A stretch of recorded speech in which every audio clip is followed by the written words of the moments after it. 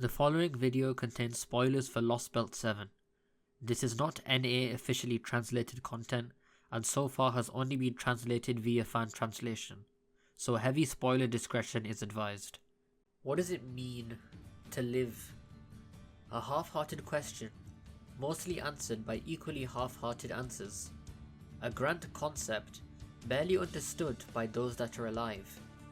Usually, the right to answer with any amount of merit is only reserved to those that have already finished living once. Even more so, however, the idea of living is mostly celebrated by those that are steeped in death. To understand the value of life is to understand the purpose of death, and to understand the glory of all battles faced during one's lifetime. And naturally, there exists one god that exalts the virtue of battle and death above all else. Black Tezcatlipoca, the cold-blooded and ruthless god of war, though that is perhaps not his defining trait, for in his pantheon many such gods extend their reach into the realm of death. In truth, Tezcatlipoca is a supreme god, knit from many aspects, through which he cycles unpredictably and erratically almost. An easygoing yet pessimistic person that tends to find the flaws and inadequacies of those that talk to him. A man who commands a strict hierarchy. Even good-intentioned advice, no matter from whom it may come, is repaid with a simple pull of the trigger. At the same time, he is a man who puts aside said hierarchy for the sake of those that are willing to battle. To display courage and effort in the face of his trials is to earn the right of equality in his eyes. In that regard, being criticized is a manner of the person doing so, earning the right to do so by either surviving his trials or offering up their lives. To him, there is no such thing as true malice or hatred against someone else. With a simple pull of a trigger, that which he hates will disappear and be given a chance once more in the future to reappear. The goal of rebirth being the eventual return to battle. He is someone that deceives but does not outright lie, because to him, no one fighting battle would deserve such a thing. Excessive lies disgust him, especially when they serve solely yourself while ignoring the desires of the one lied to. A man who incentivizes conflict for the sake of itself alone, yet he demands it to possess meaning, a worthy prize, whether that be some sort of justice or prosperity for the victors.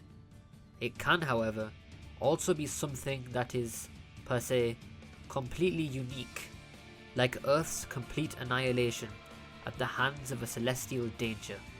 In return, he does not demand much to declare someone a warrior. What defines a warrior is their courage and the desire they fight for that lies beyond the battle, all the while never doubting themselves. So in that sense, being battle-crazed does not necessarily earn his favour. To those that fought for one reason or another, regardless if well-trained veterans or complete novices, he extends a warm welcome and cheers. That is his aspect as Red Tezcatlipoca. That is why, for him, his ideal of a world filled with warriors vying for his blessings is a vision that, unlike most other ideals, is entirely possible and one that humanity has come often close enough to realizing. Much to his joy, the world is filled with toys that enable even the most uneducated and the weakest to still participate in battle, to become warriors. This is the rule of the planet, the rule of the world. He has sided with the endless passage of time that promises battle simply by virtue of existing, by virtue of living, by virtue of desiring.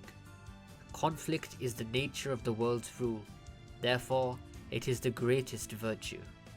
The sacrifices incurred through battle are what confirms the absoluteness of that rule, and in turn, that promises the world stability. Simply witnessing that alone is his victory, his participation in all of it being a reward in itself. Even the prospect of losing is nothing but another shape of his innate desire to see strength and courage prosper, to stand up to him, to prove him wrong, is to also validate him.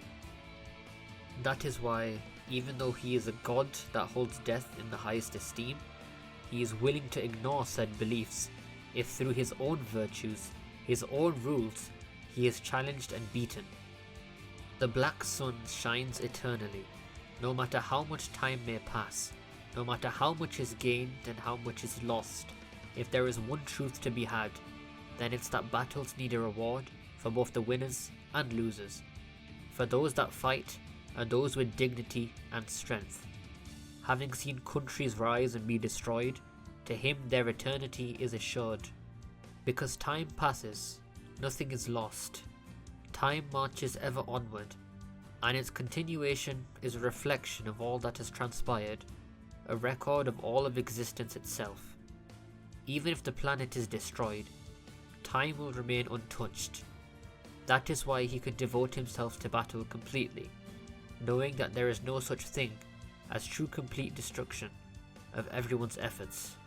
Whether evil or good, there is something admirable about those that stand their ground without retreating.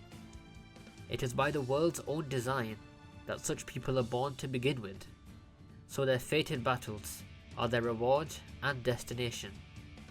It would be in poor taste to mock them after the roll of the dice had decided their destiny. However, such an arrangement is no more than wishful thinking.